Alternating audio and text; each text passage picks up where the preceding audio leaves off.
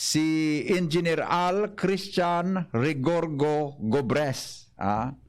Top notcher po mga tugang sa Chemical Engineering Licensure Examination. Okay. Engineer, maray na aga po. Welcome. Under ka po sa DZGB. Si Henry Maceda po ini. Hello, good morning po, Sir Henry, and lahat po ng DZGB. Apo, primero tabi engineer, expected mo na ikatalaga ang matap sa Chemical Engineering Board exam sa bilog na Pilipinas? Actually, hindi ko po talaga ina-expect. Yung gusto ko lang sana ay makapasa. Makapasa sa exam para matapos na. Pero sobrang gulat talaga ako. Nung nalaman ko na, ayun, nagtapos kami. Talaga ha? UP, kapo ano? UP, di ba? University of the Philippines. UP Diliman po. UP Diliman. Okay, pasasay mo pong scholastic records pon first year nga hanggang matapos mo yan, nasa Dean's Lister ka o President Lister sa UP? Opo, meron po kaming tinatawag na University Scholar, College Scholar, parang Dean's Lister. So, ayun, consistent naman po tayo sa ganun. Ayun, okay. So talagang ang consistency mo, sabi baga sa Legazpi, talagang ngayang may tali na aki.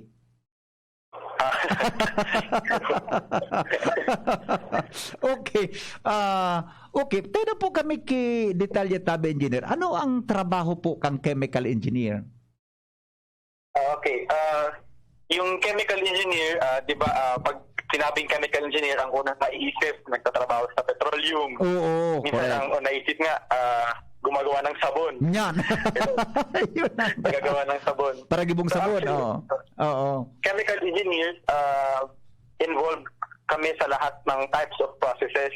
Okay. So, any process to convert any material into useful product. I see. Opo. So, ang saro dyan, ang saro ba ng ganito? More on mass production, also considering the environment, the safety, and the energy. Oo. So, ang saro ba ng ganyan, engineer? Pag-ibok isabon, tama? Hindi po. Pinami po ba yun? Pag chemical engineer, pinami po ang pag-ibok isabon. Okay. Pero so, other chemicals tabi na para sa mass production, para sa karahayan kan tao, kamo po an mina gibo kang ideya kan, mina mixed kan mga araw ka na bagay. Ano po, engineer?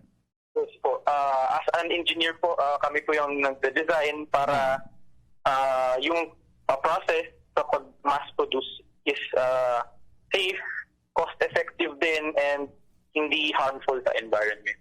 I see. Okay. Magayon ang sinabi mong point mo ta. May mga chemicals baga na expel diyan sa mga salog, di ba? Sa dagat, sa mga kwan. So kasabay po diyan ang design para sa proper disposal po, ano, engineer?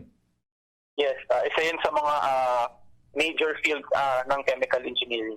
Yung proper disposal ng mga chemicals sa mga wastewater, kunwari, sa mga bodies of water natin. I see. Kasabay diyan ang trabaho. Pwede ko magtrabaho sa mga mining firm, tabi?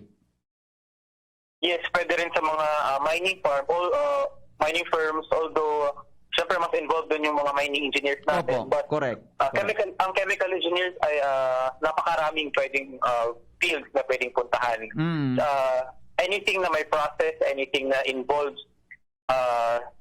chemicals, din nga, pwedeng pumasok ang mga chemical engineers. Oo. Curious lang po ako, engineer. Alam mo ngayon na pag-ibok yan baga ng mga pag-mixed ngaya kang yan bala, explosives. Yes. Kasabay po yan sa pigaadalan nindo, halimbawa? Yes.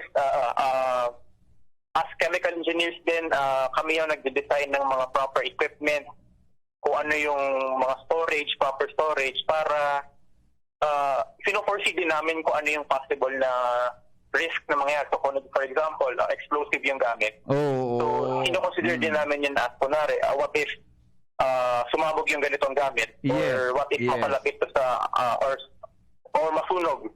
So, isa yun sa mga kino-consider namin. Kaya palang kanso, ano ito sa itong nasyon na may suminabog baga nagari istakan mga chemicals? Garo sa Middle East ito? Diba? Yes, ang nag-explain ka mga chemical engineers kung nangyari da ito, araw gatong pangyaring ito. Iyo po, iyo po. Opo. Chemical engineering po. Yeah. Ano engineer ang pagkakaiba kan trabaho nindo sa chemist tabi? Okay. Pag chemist kasi more on sa laboratories ang mga chemist, so more on the identification ng mga composition ng mga materials natin. Yung chemical engineers naman, kumaga yun yung scale up ng lab. Kung ano yung sa lab, di ba, sa chemistry natin. Opo. Simple experiment na mixing. Pag chemical engineer ka, i-implement mo yun on a larger scale. Kasi magkaiba na yun magkaiba na yung processes nun. Kung simpleng mixing ay simple lang. Pero pag minas-produce mo na kasi yun, mas marami ng factors yung kailangan i-consider. Iyo. Tadakulang bagangon yan tabi, engineer na challenge. Lalo na ining, yan, sa damage sa environment, di ba? So, gari may kanya-kanya kamong kuan, may kanya-kanya ng trabaho. Kung sa doktor nga yan, may sa mata, may sa talinga, may sa puso, etc. Gararo ka may sa kidney. Yes, pwede. Yes. Pwede. I see. Okay. So, bilang chemical engineer, paano po nindo na preserve ang karahayan po kan sa tuyang palibot na dahil siya na-damage sa paagi po kan mga chemicals tabi engineer sa pag-design po nindo? So, in terms kasi sa chemical engineers, nag-design kami ng mga planta. Yeah, correct. Yung pinakaunang consideration is yung raw materials na gagamitin namin. So, as much as possible, ito sabi natin prevention is better than cure. So, as much as possible, yung ginagamit nating material should be environmental friendly na hindi natin hihintayin yung masamang mangyari to treat that kind of situation, kumbaga. So, yung pinakaunang kina-consider. And second, aside from the raw materials, is yung design ng process. So, dapat ma-minimize yung waste or yung mga toxic pollutants na na-release sa environment. At the same time, ma-maximize din, kumbaga, yung benefit niya or yung product.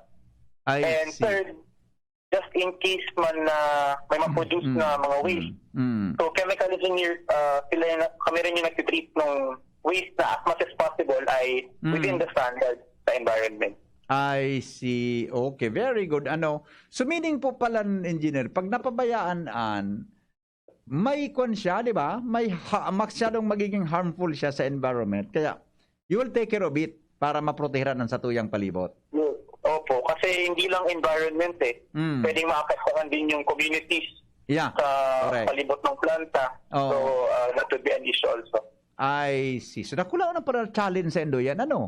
Pagabot nga yan may connectivity po yan sa climate change, tabi, engineer? Telling nindo. Yes, of course. We also consider yung regulations natin, yung mga laws on how to mitigate yung mga effects sa environment, especially now na very high ang risk for climate change. Opo, okay. So may mga kwantabi ka, may mga naging agserbi kang inspirasyon kasi nakapagbusol sa imo para mag-take ika kang chemical engineering na yan tabi, Engineer Al? Okay, actually, I think hindi lang ako mag-isa na I think the other chemical engineering students there, they will also agree na take ng chemical engineering dahil mahilig sa chemistry ng high school. Mahilig sa chemistry at sa physics ng high school. So isa yun sa mga naging motivation ko. Pero pagdating sa mismong chemical engineering ay ibang-iba ang chemistry at physics. Yeah. So yun sa mga motivation ko is my love for learning and ayan. Yeah. Opo. Saan po ang elementary and high school mo tabi, Engineer Al? Nag-high school po ako sa Philippine Science High School. Pisay, okay. Sa Pisay, Bicol po. Yes. Opo. Elementary mo po? Sa Ibalon Central School po. Kaya palang proud na proud sa imo sa mga teacher sa Ibalon kasi bago nagtitik sa kayong kasabong aga sa kuya Pati sa principal. Dakulong pala na nagtapos sa Ibalon na engineer, doktor, mga arog sendo na mga chemical engineer, mga nurses. Dakul pala nagtapos yan sa Ibalon Central.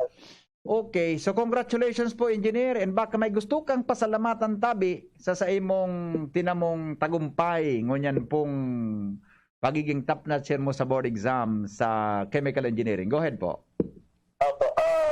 First of all, gusto ko po magpasalamat kay God for having me this type of achievement. And sa pagbibigay na sa akin ng magiging isip nung nag-review ako at habang nag-exam. And also, I'd like to thank my family, of course.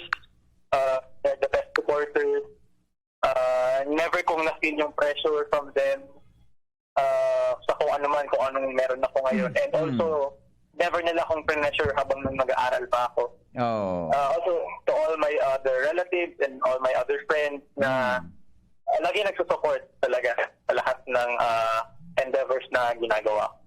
And also, especially to my teachers, since elementary, dyan sa Ibalon, sa Pisaya at sa UP. So, syempre, nandun yung pag-build ng foundation. So, kung wala yung foundation na yun, I believe wala ako sa ganitong posisyon ngayon. Yeah, very good. May girlfriend ka na, Tabi Engineer? Wala.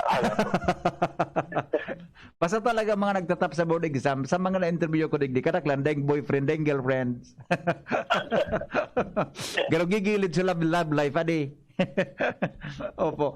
Engineer, congratulations po and mabuhay ka mo. Regards to your father and to your mother. Thank you, Sir Henry, and to DZGB. Yeah, welcome. Thank you so much. Mga tugang engineer, Christian Regorgo Gobres. Yan, congratulations. Proud. Kita kaya na tagadigdi po sa Legazpi, mga tugang dyan sa Rawis area, asin sarong Albayano.